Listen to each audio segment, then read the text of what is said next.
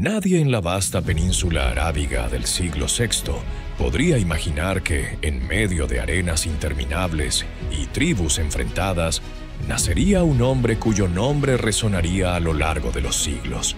Su figura sería amada, seguida, odiada, pero jamás ignorada. ¿Quién fue este hombre capaz de transformar una región dividida en una nueva comunidad unida bajo una misma fe? ¿Qué experiencias lo moldearon para convertirse en profeta, mensajero y líder? Y lo más intrigante, ¿por qué su historia no se encuentra dentro de la Biblia, a pesar de estar profundamente entrelazada con las tradiciones de Abraham, Moisés y Jesús? La historia comienza en la Meca, alrededor del año 570 de nuestra era, en una ciudad bulliciosa que hervía de caravanas, comercio e intrigas tribales. Allí, en una noche iluminada por las estrellas del desierto, vino al mundo Muhammad ibn Abdullah, conocido después como Mahoma. Su nacimiento fue marcado por tragedias tempranas. Perdió a su padre antes de nacer y, pocos años después, la muerte de su madre lo dejó huérfano. Un niño sin amparo, criado primero por su abuelo y más tarde por su tío Abu Talib. No era un comienzo que presagiara grandeza, y sin embargo, en su soledad y fragilidad, comenzó a formarse un carácter único. Desde pequeño, Mahoma fue testigo de un mundo lleno de injusticias. La Meca era rica en comercio, pero también en desigualdades. Había clanes poderosos que se beneficiaban de las caravanas y de la Kaaba, el santuario tribal que atraía a peregrinos de toda Arabia. A su alrededor veía a huérfanos desamparados, mujeres sin voz, esclavos tratados como mercancía. En ese contexto, el joven huérfano comenzó a destacar por algo poco común: su honestidad. Lo llamaban Al-Amin, el confiable, porque jamás engañaba en tratos ni mentía en palabras. Cuando alcanzó la juventud, se convirtió en un hábil comerciante al servicio de caravanas. Fue en esas travesías por desiertos y ciudades lejanas donde conoció otras culturas, religiones y costumbres. Entró en contacto con judíos, cristianos y seguidores de creencias ancestrales.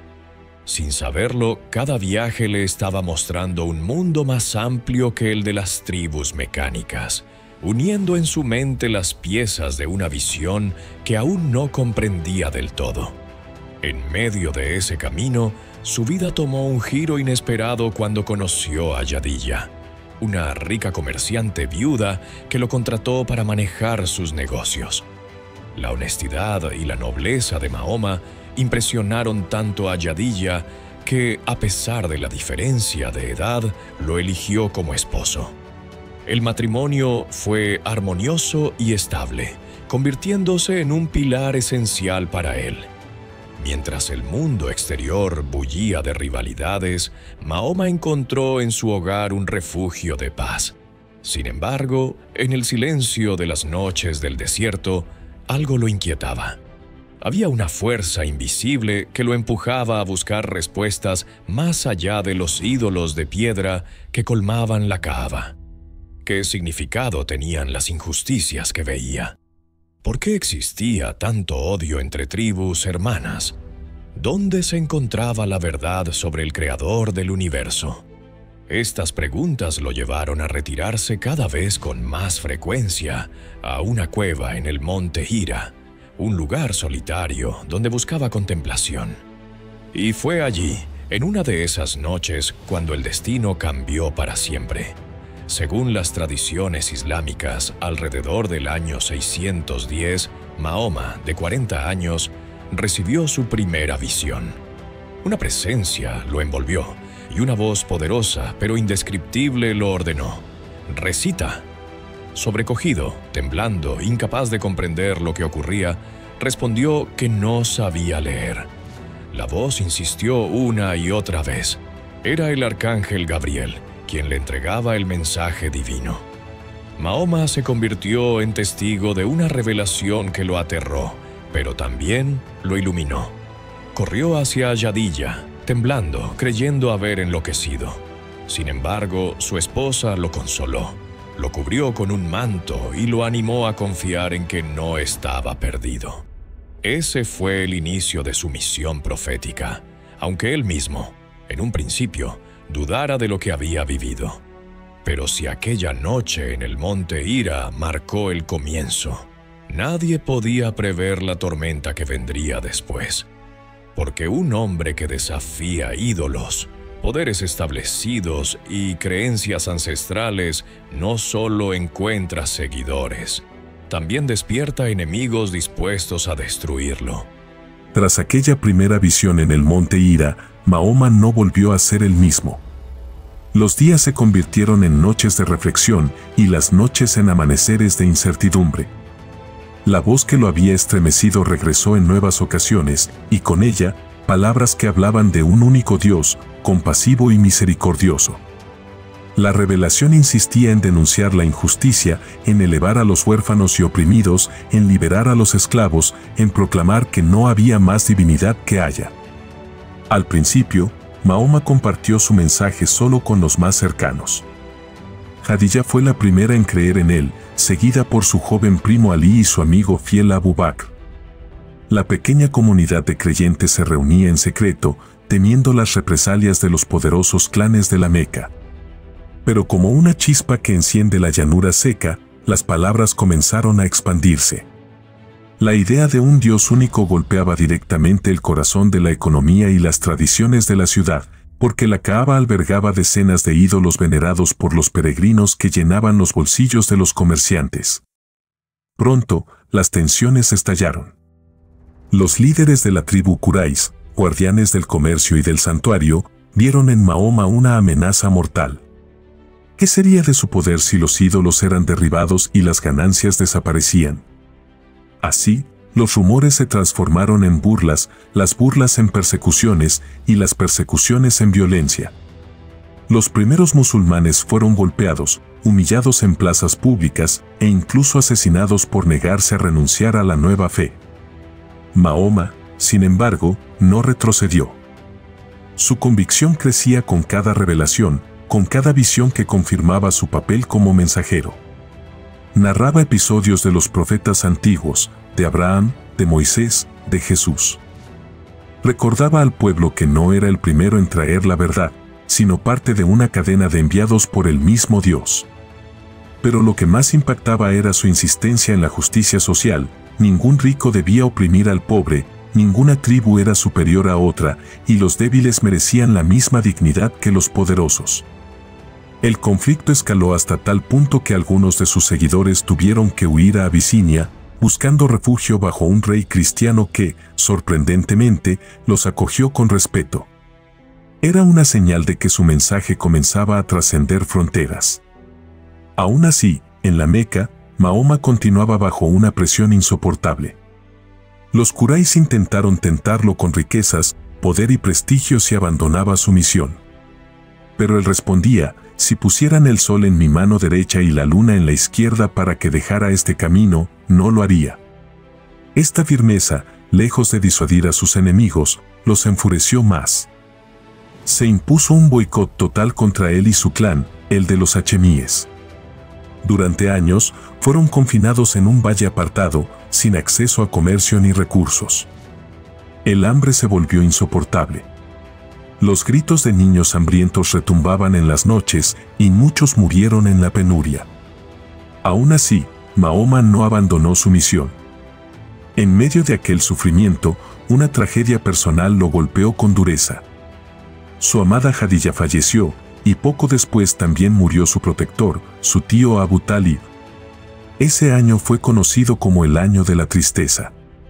Mahoma quedó vulnerable, sin apoyo familiar ni la compañía de su esposa.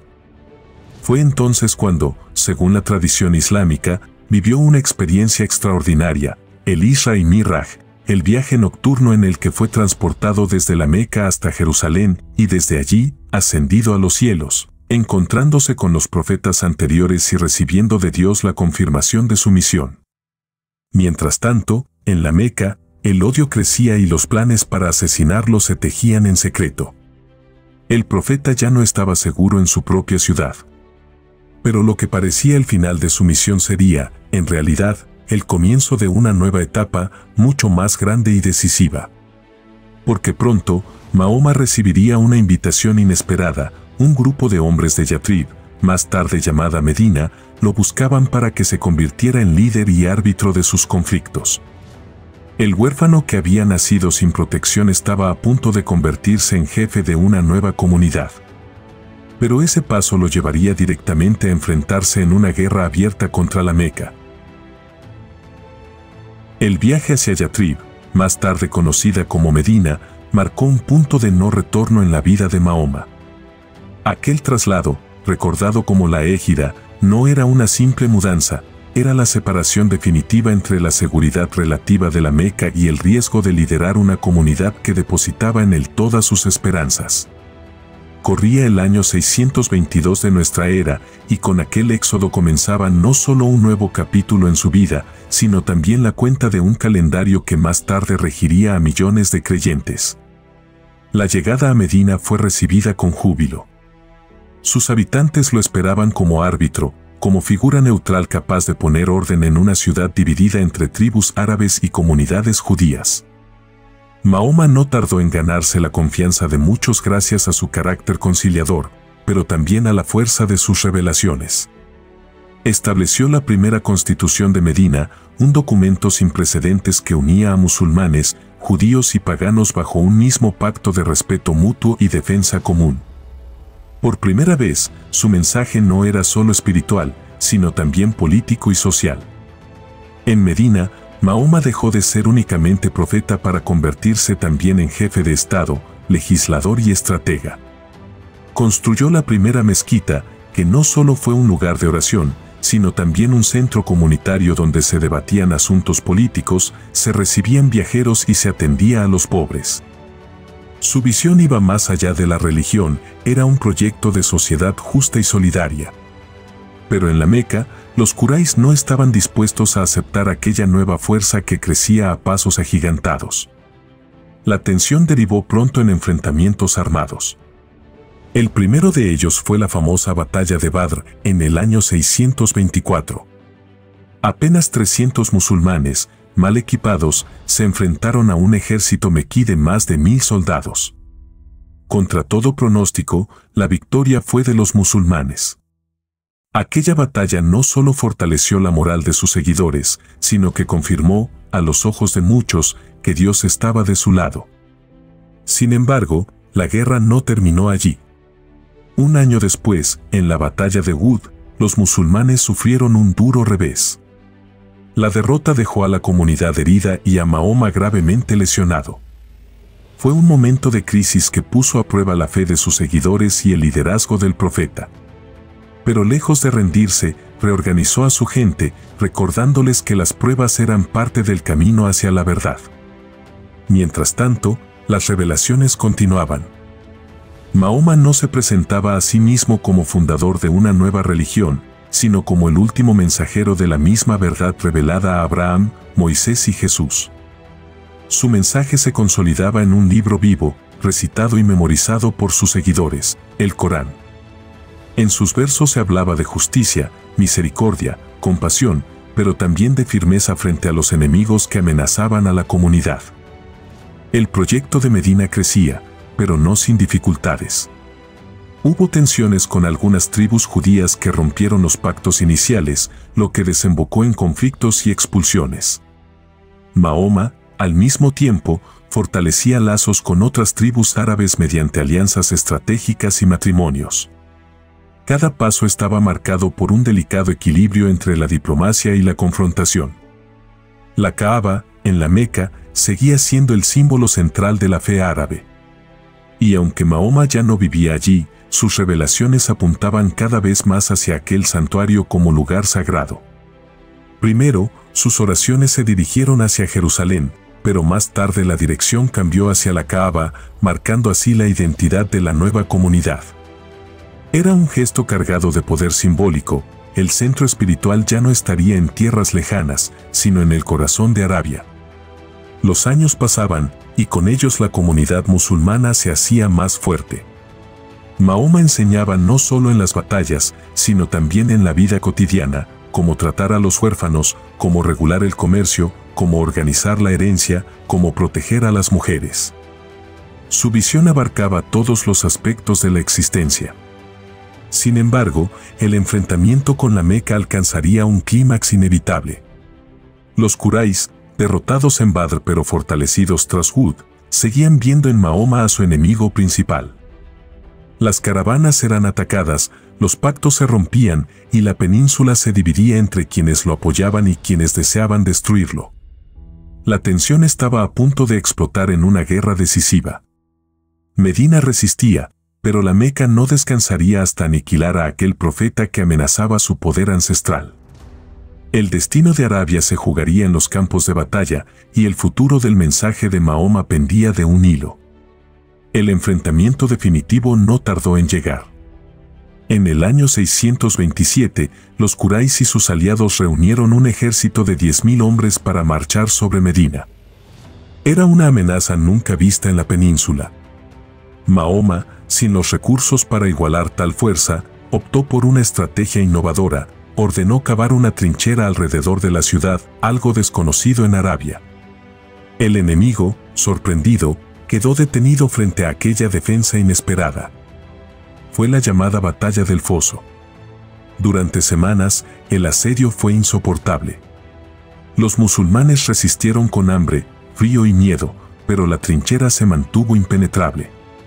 Una tormenta repentina desorganizó al ejército enemigo, y la coalición de Quraysh se dispersó.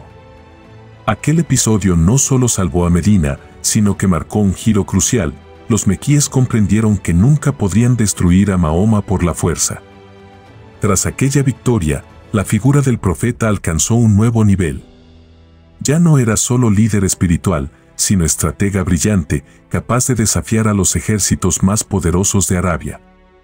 Su prestigio creció incluso entre los enemigos, que comenzaron a verlo no como un rebelde, sino como un rival al que había que tratar con respeto. Fue entonces cuando se produjo un acontecimiento clave, el Tratado de Hudaybiyah.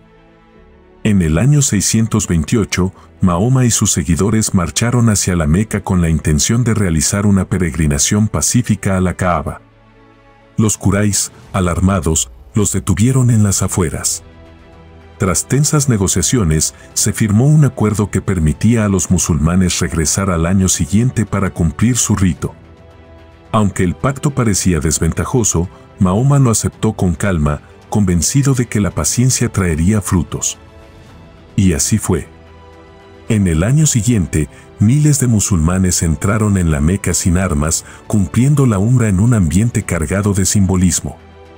La visión de aquel pueblo unido, disciplinado y devoto dejó una impresión imborrable en los mequíes. El Islam ya no era un movimiento marginal, era una fuerza imposible de ignorar. Poco después, los Quraysh violaron el tratado atacando a una tribu aliada de Mahoma. La respuesta fue inmediata. En el año 630, el profeta marchó hacia la Meca al frente de un ejército de 10.000 musulmanes. Pero lo sorprendente no fue la magnitud de la expedición, sino el desenlace. En lugar de una sangrienta batalla, la Meca se rindió casi sin resistencia. Mahoma entró en la ciudad con humildad, no como conquistador despiadado, sino como líder que ofrecía perdón.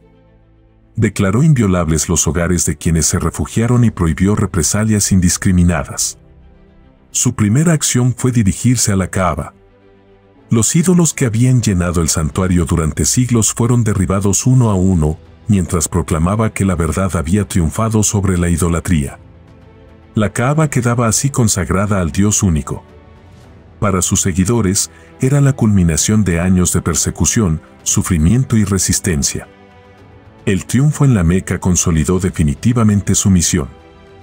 Desde entonces, tribus de toda Arabia comenzaron a enviar delegaciones para unirse a la nueva fe. Lo que había empezado como la voz solitaria de un huérfano se transformaba ahora en un movimiento que abarcaba desiertos, oasis y ciudades enteras. Pero en medio de este éxito, Mahoma seguía siendo un hombre consciente de su propia fragilidad. Continuaba enseñando, recordando a sus seguidores la importancia de la humildad, de la misericordia y de la justicia. Sin embargo, su tiempo en la tierra se acercaba al final. En el año 632, tras cumplir su última peregrinación, conocida como el Haj de despedida, pronunció un sermón en el que dejó claras sus enseñanzas: igualdad entre los hombres, respeto hacia las mujeres, fidelidad a Dios. Poco después, cayó enfermo en Medina. Rodeado de sus seguidores y de su familia, se despidió del mundo con la serenidad de quien había cumplido su misión. Su muerte dejó un vacío inmenso, pero también una comunidad fuerte, unida y preparada para llevar su mensaje más allá de Arabia. La vida de Mahoma había transformado para siempre la historia del mundo. De un niño huérfano en la Meca a líder de una comunidad que cambiaría el curso de la humanidad, su legado apenas comenzaba a expandirse. Pero lo más sorprendente estaba aún por venir. Porque tras su muerte, la comunidad que había construido se enfrentaría a divisiones internas, luchas de poder y decisiones trascendentales que definirían el futuro del Islam y del mundo entero. La muerte de Mahoma, en el año 632, no significó el fin de su historia, sino el inicio de un nuevo capítulo cargado de incertidumbre, desafíos y decisiones que marcarían el destino de millones. La comunidad musulmana, conocida como la Umma, había perdido al hombre que representaba el vínculo directo con la revelación divina. De pronto, quedaban sin guía aquel que había sido profeta, legislador, juez, líder militar y consejero espiritual. La pregunta era inevitable: ¿quién tomaría su lugar? La crisis fue inmediata. Algunos se negaban a aceptar que Mahoma hubiera muerto, convencidos de que volvería como Moisés después de haber subido al monte. Fue Abu Bakr, amigo cercano del profeta y uno de los primeros en abrazar el Islam, quien se levantó frente a la multitud y pronunció una frase que pasaría a la historia: quien adoraba a Mahoma, sepa que Mahoma ha muerto. Quien adora a Dios, sepa que Dios está vivo y no muere. Con esas palabras, la comunidad entendió que el mensaje estaba por encima del mensajero. Se eligió entonces a Abu Bakr como el primer califa, es decir, el sucesor político y espiritual del profeta. Comenzaba así la era de los califatos, una etapa de expansión y consolidación que llevaría el Islam más allá de las arenas de Arabia. Pero el camino no sería fácil. Apenas elegido, Abu Bakr enfrentó una crisis. Varias tribus árabes se rebelaron, negándose a pagar el tributo o incluso abandonando la fe. Estas rebeliones, conocidas como las guerras de la Rita, amenazaban con desmembrar lo que Mahoma había construido. Con firmeza, el califa sofocó una por una las sublevaciones, asegurando que la unidad del Islam prevaleciera. Una vez consolidada la península, comenzó la expansión. Los ejércitos musulmanes, movidos por la fe y una organización impecable, avanzaron hacia el norte. En pocos años derrotaron al poderoso imperio persa sasánida y arrancaron vastos territorios al imperio bizantino. Siria, Egipto, Mesopotamia, regiones que parecían inalcanzables cayeron una tras otra bajo el estandarte del Islam. No se trataba solo de conquistas militares, en cada ciudad se construían mezquitas, se instauraba justicia y se ofrecía a las poblaciones la opción de mantener su fe a cambio de un impuesto. Era una política pragmática que facilitaba la aceptación del nuevo orden. Pero en medio de estas victorias surgían tensiones internas. ¿Quién debía gobernar tras la muerte de cada califa? ¿Era la sucesión un asunto de consenso entre los líderes o un derecho exclusivo de la familia del profeta? Estas preguntas, aparentemente prácticas, escondían el germen de una división que marcaría para siempre la historia del Islam. Tras Abu Bakr llegó Umar, un hombre enérgico y visionario, bajo cuyo mando el Islam alcanzó un poder sin precedentes. Le siguió Uthman, cuya gestión estuvo marcada por la recopilación definitiva del Corán en un solo texto, unificando las recitaciones dispersas. Sin embargo, las tensiones tribales y políticas crecían y Uthman fue asesinado en medio de una revuelta. Entonces, el liderazgo recayó en Ali, primo y yerno de Mahoma. Para muchos, Ali era el sucesor legítimo desde el principio, por su cercanía de sangre con el profeta. Pero su nombramiento no fue aceptado por todos. Se desataron enfrentamientos internos, batallas entre musulmanes contra musulmanes, y la comunidad que Mahoma había dejado unida se fracturó. De esta grieta surgirían las dos grandes ramas del Islam, suníes y chiíes. Los primeros reconocían la legitimidad de los califas elegidos por consenso, mientras que los segundos sostenían que solo los descendientes directos de Mahoma, a través de Alí y Fátima, su hija, podían liderar a los creyentes. La división no fue solo teológica, sino también política y cultural. Aún así, ambos compartían la misma fe, el mismo Corán y la devoción al mismo profeta. Mahoma, aunque ya no estaba presente, seguía siendo el punto de unión, la figura central que recordaba a todos que la esencia del Islam era la sumisión a un Dios único. En apenas unas décadas, el mensaje del profeta había traspasado fronteras inimaginables. Desde los desiertos de Arabia hasta las fértiles tierras del Nilo, desde las montañas de Persia hasta las murallas de Bizancio, el Islam se expandía con una velocidad sorprendente. Y en cada rincón, los versos que Mahoma había revelado en la Meca resonaban en nuevas lenguas y nuevos corazones. La Umma ya no era un pequeño grupo de seguidores perseguidos. Era una civilización en ciernes, con un legado que apenas empezaba a desplegarse. Pero este crecimiento traería consigo nuevos dilemas: cómo mantener la pureza del mensaje frente a los lujos del poder. ¿Cómo evitar que la ambición humana corrompiera la visión del profeta? La historia del Islam después de Mahoma sería tan apasionante como su vida, con intrigas, conquistas, revoluciones y una herencia que alcanzaría los confines del mundo conocido. El eco del legado de Mahoma no se limitó a las arenas de Arabia. Su mensaje, transmitido de generación en generación, comenzó a moldear el arte, la ciencia, la política y la espiritualidad de pueblos enteros. El Islam no era ya únicamente una religión, se estaba convirtiendo en una civilización.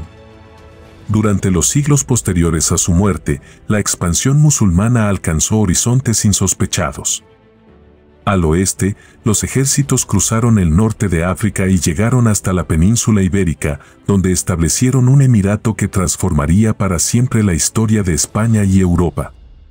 Al este, avanzaron por Asia Central, tocando las fronteras de China e India. En menos de un siglo, el Islam se había extendido desde el Atlántico hasta el Himalaya. Pero no todo era conquista.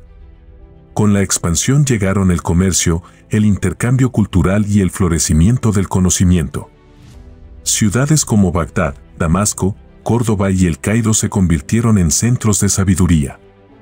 Bibliotecas colosales preservaron y tradujeron textos de la antigüedad grecolatina, mientras que matemáticos, astrónomos, médicos y filósofos musulmanes desarrollaban ideas que siglos más tarde alimentarían el Renacimiento europeo. Todo esto tenía sus raíces en el impulso inicial que Mahoma había dado: buscar el conocimiento, valorar la justicia y poner a Dios en el centro de la vida.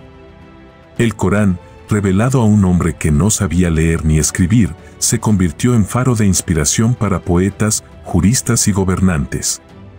Sus enseñanzas sobre la compasión, la caridad y la responsabilidad social guiaban no solo la oración, sino también la política y la economía. Mahoma había establecido la idea de una comunidad regida por principios divinos, y esa visión seguía viva mucho después de su muerte. Sin embargo, la humanidad de Mahoma nunca fue olvidada. Los relatos de su vida diaria se transmitieron en miles de hadices, colecciones de testimonios sobre sus palabras y acciones. Allí aparece no solo el profeta guerrero o legislador, sino también el hombre sencillo que remendaba su propia ropa, que jugaba con los niños, que lloraba por los huérfanos y que mostraba paciencia infinita con sus seguidores. Esa combinación de grandeza y humildad lo convirtió en un modelo imposible de ignorar. El debate sobre su papel en la historia también se intensificó fuera del mundo musulmán. Para los cristianos y judíos de la época, Mahoma fue visto de maneras contradictorias. Unos lo consideraban un falso profeta, otros lo respetaban como reformador religioso y político. Con el tiempo, historiadores de diversas culturas empezaron a reconocer su impacto como el de uno de los líderes más influyentes de la humanidad. Pero más allá de juicios externos, lo cierto es que Mahoma había dejado un legado vivo. Su exclusión de la Biblia no significó olvido, al contrario, lo convirtió en un protagonista de un relato paralelo, capaz de reunir bajo su mensaje a pueblos enteros y de inspirar a millones a lo largo de los siglos. Hoy, más de 1400 años después, el nombre de Mahoma es pronunciado a diario por más de 1.600 millones de personas alrededor del mundo. Sus palabras siguen marcando la vida de familias, comunidades y naciones. Desde las oraciones en las mezquitas hasta las decisiones políticas, su eco resuena en cada rincón donde se pronuncia la Shahada, no hay más Dios que Dios, y Mahoma es su profeta. La historia que comenzó con un huérfano en el desierto, rechazado y perseguido por su pueblo, terminó por cambiar el rumbo de la humanidad.